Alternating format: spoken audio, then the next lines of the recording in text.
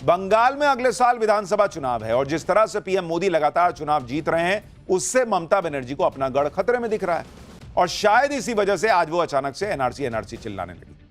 ममता बनर्जी ने एनआरसी का कार्ड खेलने के लिए चुनाव आयोग को निशाने पर ले लिया। ममता बनर्जी ने आरोप लगाया कि चुनाव आयोग बैकडोर से एनआरसी लागू करने की कोशिश कर रहा है। चुनाव आयोग एनआरसी लागू कर रहा है। अब कहां चुनाव आयोग, कहां एनआरसी? मतलब ममता बनर्जी के हिसाब से वो कह रही हैं कि जो ड्राइवर है वो किचन में खाना बनाने जा रहा है। अरे भाई, ड्राइवर का काम गाड़ी चलाना है, कुक का काम खाना बनाना है। चुनाव आयोग कहां से एनआरसी लागू कर देगा जी?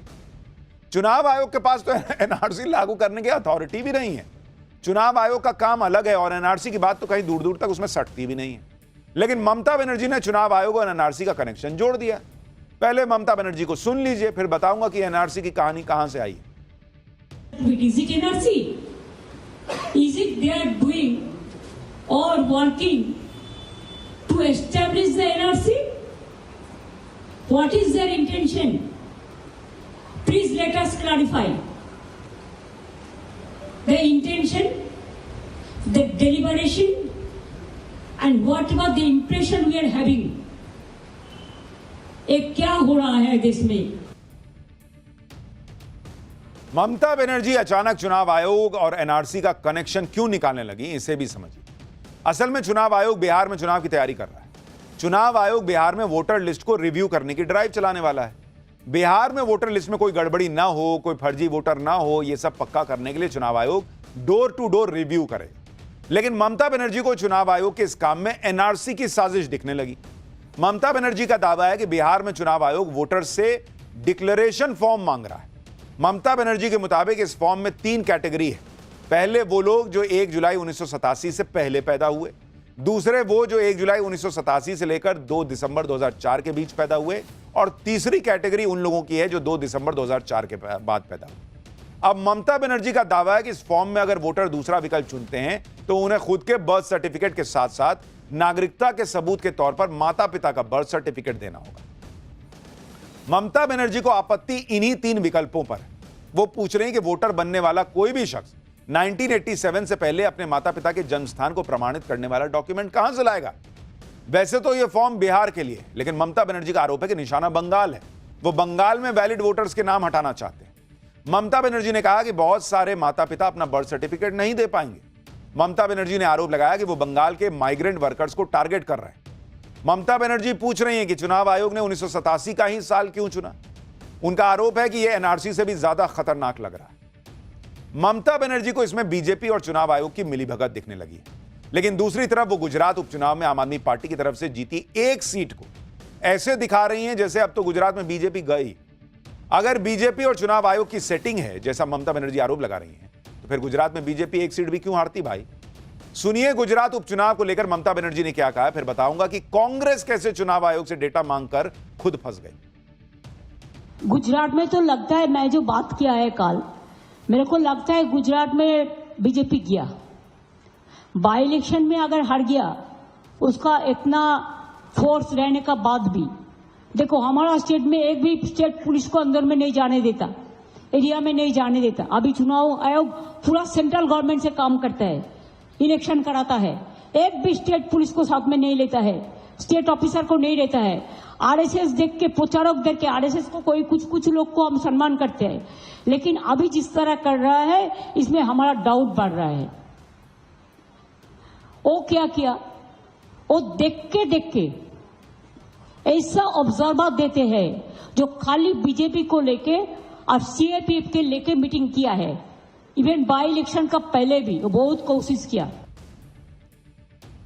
ममता बनर्जी खुद कह रही हैं कि वहां स्टेट पुलिस नहीं होती, पूरी सेंट्रल फोर्स होती। और भाई आप तो फिर भी चुनाव जीत ही ना रही हैं, तो सेंट्रल फोर्स लगाने से क्या हो गया?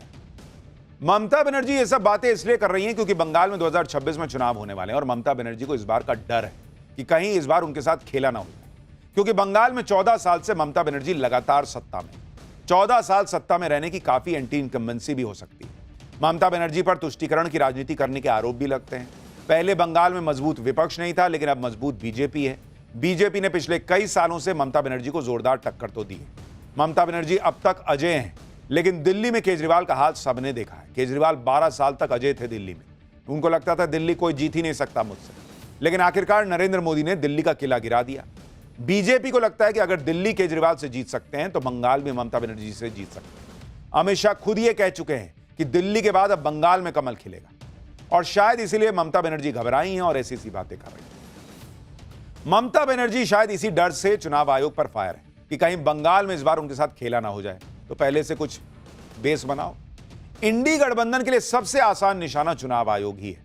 ये लोग जीतते हैं तो बोलती बंद हो जाती है, हारते हैं तो चुनाव आयोग पे ईवीएम पे ठीकरा फोड़ते हैं। इंडी गठबंधन में कांग्रेस यही काम बहुत पहले से कर रही है। पिछले साल महाराष्ट्र चुनाव को लेकर कांग्रेस अब तक चुनाव आयोग से भिड़ी हुई है, लेकिन चुनाव आयोग को घेरने के चक्कर में खुद कांग्रेस फंस गई। दरअसल महाराष्ट्र चुनाव को लेकर कांग्रेस ने चुनाव आयोग से वोटर लिस्ट मांगी थी। उनका आरोप था कि महाराष्ट्र लोकसभा और विधानसभा चुनाव में वोटर लिस्ट में बड़ा गैप था। कांग्रेस का कहना था कि महाराष्ट्र विधानसभा चुनाव में अचानक से वोटर्स की संख्या बढ़ गई। कांग्रेस की इस डिमांड को मानते हुए आयोग ने 2009 से 2024 तक की वोटर लिस्ट शेयर करने की इजाजत दे दी। लेकिन अब कांग्रेस कह रही है कि हमें मशीन रीडेबल डिजिटल कॉपी चाहिए, लेकिन कांग्रेस की इस मांग को चुनाव आयोग ने नकार दिया। चुनाव आयोग के सूत्रों के मुताबिक कांग्रेस की यह डिमांड मौजूदा कानूनी नियमों के दायरे में नहीं है, और ऐसी ही डिमांड को साल 2018-19 में सुप्रीम कोर्ट खारिज कर चुकी है। साल 2018-19 में कांग्रेस के पूर्व मुख्यमंत्री कमलनाथ ऐसी ही डिमांड लेकर सुप्रीम कोर्ट गए थे कि हमको डेटा दिला दीजिए चुनाव आयोग से। 2019 में सुप्रीम कोर्ट ने साफ साफ कह दिया था कि चुनाव मैनुअल में वोटर लिस्ट का आंकड़ा सार्वजनिक करने के लिए इमेज पीडीएफ फॉर्मेट की बात की गई है, वहां कहीं भी सर्चेबल पीडीएफ की बात ही नहीं, और इसलिए याचिकाकर्ता यानी कमलनाथ यह क्लेम नहीं कर सकते कि ड्राफ्ट इलेक्टोरल रोल वेबसाइट पर या सर्चेबल मोड में होना चाहिए। और इतना ही नहीं, सुप्रीम कोर्ट ने तो यह भी कह दिया था कि भाई आपको अगर जरूरत है तो यह हो जाता है, कोई बहुत बड़ी बात नहीं है। आपको जो रीडेबल मिला है उसको आप जो है वो आराम से कन्वर्ट कर सकते हो पीडीएफ को। लेकिन 2018-19 से सोचिए 25 हो गया, कांग्रेस अभी वही लड़ाई लड़ रही है। कांग्रेस पार्टी आज जो डिमांड कर रही है उसे सुप्रीम कोर्ट पहले ही खारिज कर चुका है, लेकिन कांग्रेस पार्टी माहौल बनाने में लगी हुई है। इसी तरह कांग्रेस की चुनाव आयोग से एक और डिमांड है। कांग्रेस चाहती है कि इलेक्शन के दिन वोटिंग सेंटर का सीसीटीवी फुटेज दे दिया जाए, लेकिन कांग्रेस को यह समझ नहीं आ रहा कि यह गैरकानूनी होगा। खुद साल 2021 में सुप्रीम कोर्ट ने कहा था कि वोटिंग की सीक्रेसी को बनाए रखना जरूरी है। यहां तक कि representation of the people act 1950-51 में भी यही लिखा है कि वोटिंग की गोपनीयता का उल्लंघन नहीं होना चाहिए। यही बात चुनाव आयोग कह रहा है कि सीसीटीवी फुटेज जारी करने की वजह से वोटर्स की प्राइवेसी का खतरा होगा। लेकिन कांग्रेस पार्टी अपने में सुधार करने की बजाय ये दे दो वो दे दो, क्या ही कोई उनको टीम में रिसर्च करके नहीं देता है कि सर ये सब तो हो चुका, सुप्रीम कोर्ट मना कर चुका है। इतना ही नहीं, इलेक्शन कमीशन खुद राहुल गांधी को पर्सनली मिलने के लिए बुला चुकी है, लेकिन अब कांग्रेस कह रही है कि पहले हम जैसी लिस्ट मांग रहे हैं वो लिस्ट दो, तब मिलने आए।